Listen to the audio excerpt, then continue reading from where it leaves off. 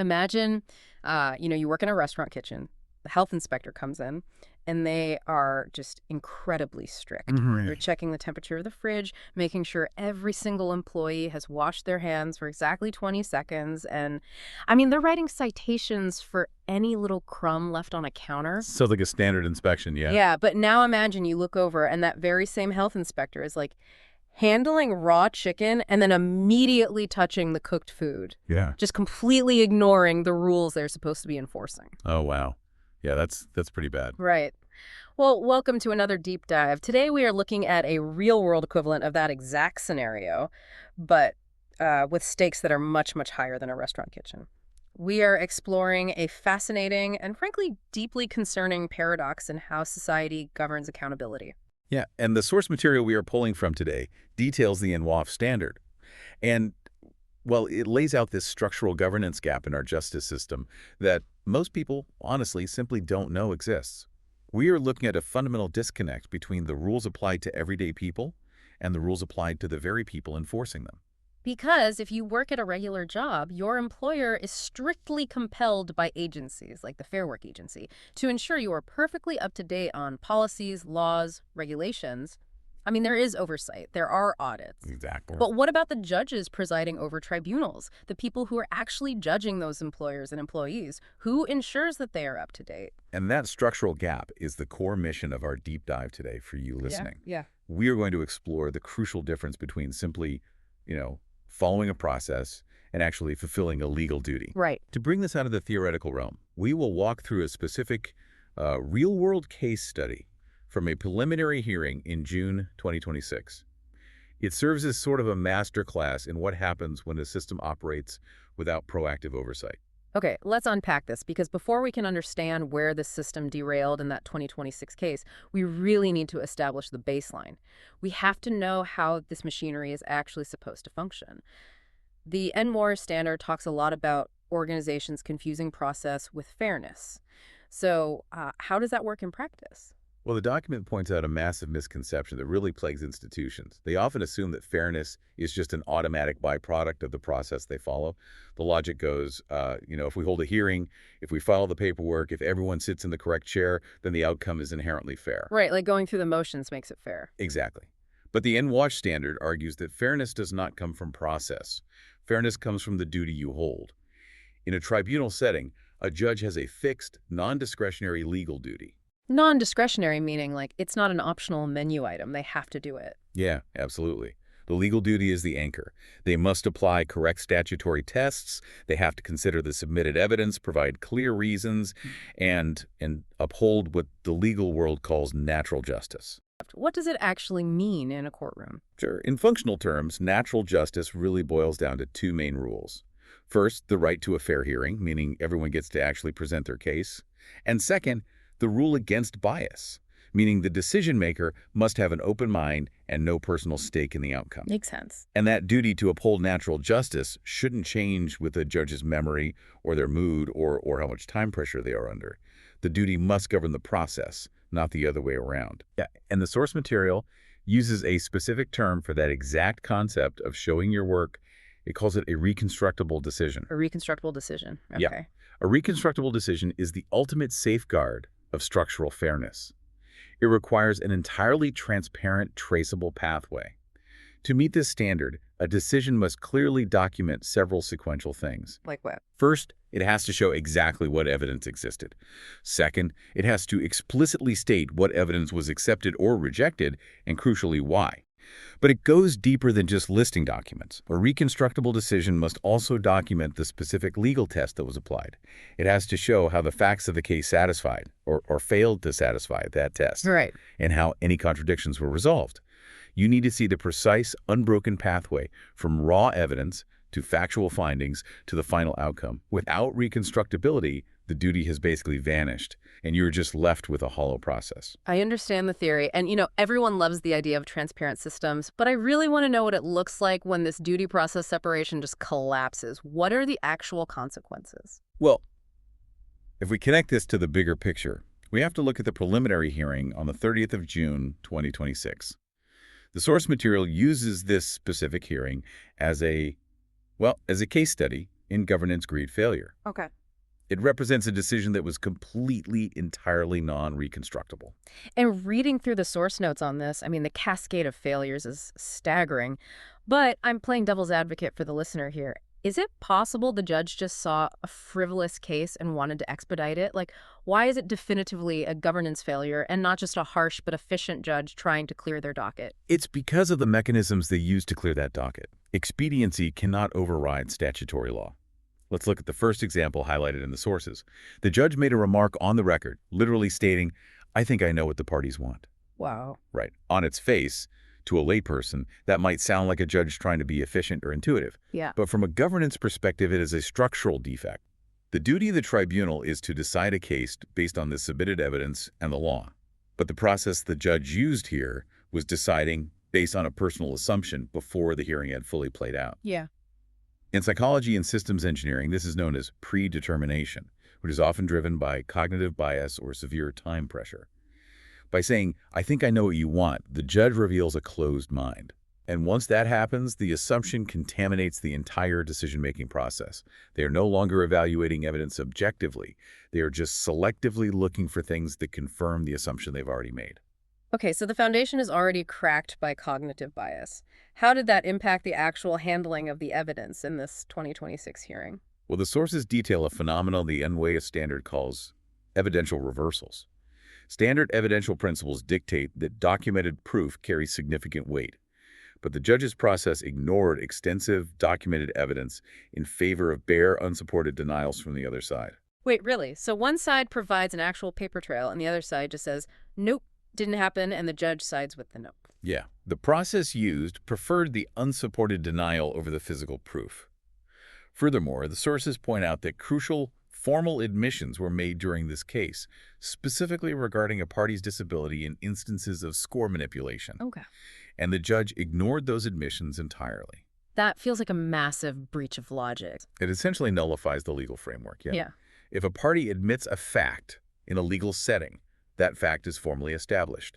To pretend the admission didn't happen is, as the source material states, irrational and legally impossible. And the cascade of failures continued into how the judge handled statutory obligations, particularly concerning the Equality Act.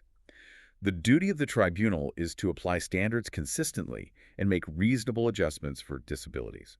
But according to the text, the process this judge used actively penalized the disabled party. I mean, they treated disability-related limitations as a form of noncompliance. They hit that party with financial deposits, which are essentially monetary penalties you have to pay just to continue your case, and they misapplied tests for strikeouts. Yeah, we should define that term for clarity. A strikeout is a draconian power. A tribunal has to basically throw a case or part of a case out before it even goes to a full trial. Right. It is only supposed to be used when a claim has absolutely no reasonable prospect of success. So throwing a case out completely or demanding a financial deposit requires a massive burden of proof. But the judge did this while simultaneously excusing the contradictions and ignoring the admissions from the respondents. The procedural unfairness was just profound, and it was compounded by glaring legal errors. For example, the judge misapplied what is known as continuing act law, specifically ignoring the Hendricks principle mentioned in the text. So, in employment and discrimination law, the Hendricks case establishes how a tribunal should handle a continuing act of discrimination. Imagine a situation where someone is subjected to a hostile environment over several years. Okay. Hendricks says you don't look at those events as isolated, disconnected incidents. You look at them as an ongoing state of affairs.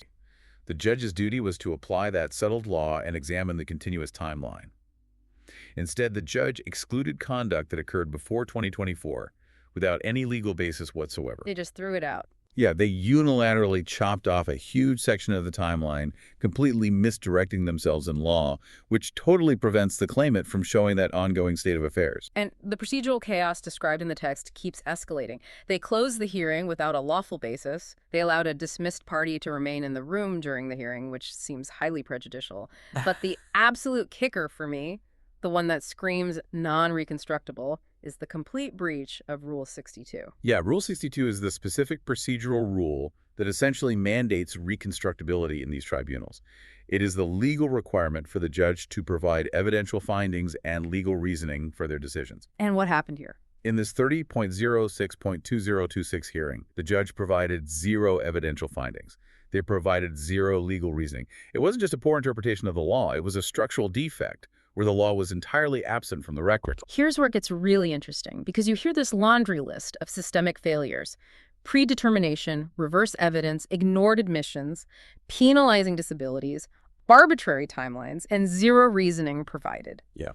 And the immediate question is, how on earth does a judge get away with a hearing like this? Stark answer from the source material is that there is no proactive external oversight body ensuring that judges stay current with rule changes, apply updated legal tests, or maintain reconstructable decision standards on a daily basis. You're telling me a shift manager at a fast food chain doing a fridge temperature check has more compliance oversight than a judge? The source material systematically dismantles the safety nets we assume are in place. Consider the Judicial College, for instance. They are responsible for judicial training. They provide materials and seminars. However, attendance for continuing education isn't strictly mandatory in a way that correlates to their daily docket.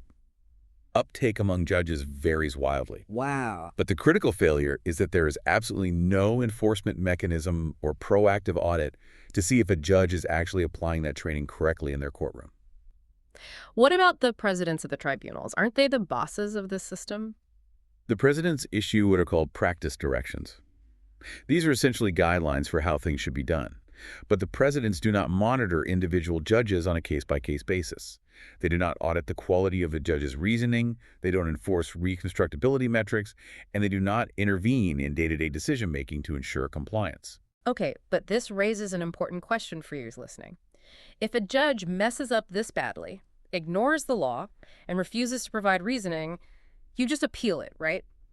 Isn't the appeals process the ultimate oversight mechanism? This raises an important question about how we define oversight.